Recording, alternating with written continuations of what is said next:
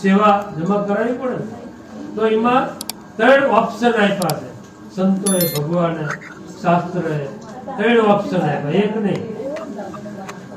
3 option કયા છે ઈ આપણે જાણવા. તન, મન અને ધન. તન કહેતા આપણું શરીર કહેવાય, મન કહેતા આપણા વિચારો કહેવાય, અને ધન કહેતા આપણી સંપત્તિ કહેવાય. બરોબર. હવે ઊંડાણથી વિચાર કરો કે જ્યારે તમે જન્મ લઈને આયા ત્યારે કઈ લઈને આવ્યા હતા?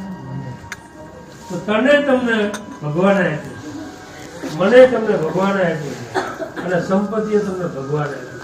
પણ આપણી જાતને આપણે કેવું માની બેઠા છીએ કે મેં પ્રાપ્ત કર્યું, મેં પ્રાપ્ત કર્યું. હવે આપણે ખરેખર કઈ લઈને આયા જ નથી. એ 100%ની વાત છે. અને જયારે જશું ને ત્યારે એ માયલું કઈ લઈને જશું એ નક્કી છે. તો વચ્ચેના ગાળામાં હું અને મારાનો જે ભાવ પ્રગટ થઈ ગયો એ માયા. કઈ માયા? ઈ માયા. એને મોહ માયા. કમાઓ, ખૂબ કમાઓ, એની એના નથી. બરોબર છે. ભગવાને આપણને બુદ્ધિ આપી, મન આપી, શરીર આપ્યું હોય, કમાવા ના ગમે, પણ એનો સદુપયોગ થવો જોઈએ. નકરું પોતા માટે ખેર કરે પછી કેવી દશા થાય? પેલા ધીરુભાઈ અંબાણીની થઈ ને એવી થાય. પોતે જતો રહ્યો, બીજું બધું પીડ્યું. પછી રાવણ જેવી દશા થાય. રાવણ ક્યાં બધું કર્યું અને છેલ્લે બધું પતન થઈ ગયું. શું કરવાનું? તો આપણે આયા છીએ જગતમાં કંઈક તમે કરતા. અને ઈ સત્ય સનાતન છે. આને સત્ય સનાતન એટલા માટે કૃષ્ણ ભગવાને ગીતાજીમાં કીધું છે, આજથી 6000 વર્ષ પહેલા.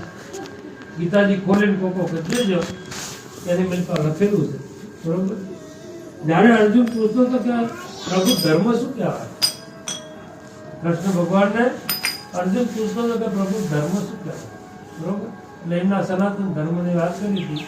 પછી કે ધર્મ કહેવો કોને? તો આપણે ધર્મ કોને માનવું છે? કે ભાઈ પૂર્ણ કરી, દાન કરી, દીવો કરી, અગરબત્તી કરી, હાર પહેરાવી, બરોબર, આરતી કરી. આપણે તો અમે તો અમારો ધર્મ તો બજાવીએ છીએ આવું કઈ ને. પણ એ ધર્મ નથી, એ તો કર્મ છે. શું કહેવાય એને? એ તો કર્મ કહેવાય તમારું. તમે નિત્ય નક્કી કરેલું હોય ને એને કર્મ કહેવાય. બરોબર. એને ધર્મ કહેવાય નહીં. ધર્મ તો વસ્તુ આખી જુદી જ છે.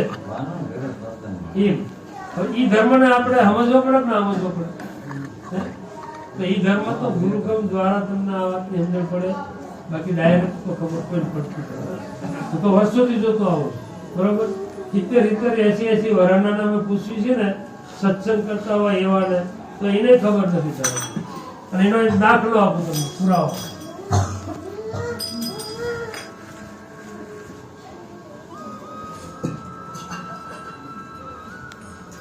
આજથી 15 વર્ષ પહેલા, આજકાલની આજથી 15 વર્ષ પહેલા